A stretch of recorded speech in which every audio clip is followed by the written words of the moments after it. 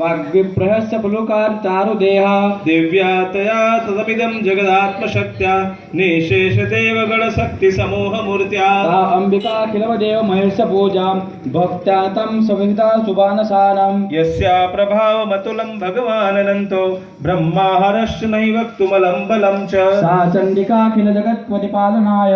नाशाय च शुभवस्थिकरवन्तु या श्री स्वयं सुपुत्रां भुवनेश्वरलक्ष्मी पापात्मनां कृतिरां हृदयेषु बुद्धिं श्रद्धा सतां कुलजन प्रभुवस्य लज्जां तात्त्वां नतास्म परमालय देवि विश्वं किं वर्णयाम तव रूपमविचिन्तमेतत् किं चाह वीरसमसक्कारि भूरि किं चाहवेषु चरितानि तवाद्भुतानि सर्वेषु देव्यसु देवगणाधिकेषु हेतु समस्त जगतां त्रिगुणाशिदोषे न ज्ञासे हरिता प्रविद्धि प्यारा सर्वाश्रयाखिलमिदं जगदंशभूत मव्याकृता हि परमा प्रकृतिस्त्वमाद्या यस्या समस्त सुरतासु उदाहरणेन तृप्तिं प्रयाति सकलेषु मुखंसि देवी स्वाहा शिवै पितृगणस्य तृप्तिहेतु रुच्चार्यसे त्वमतैव जनैः स्वधा च या मुक्तिहेतुरविचिन्तवत्यहत्यात्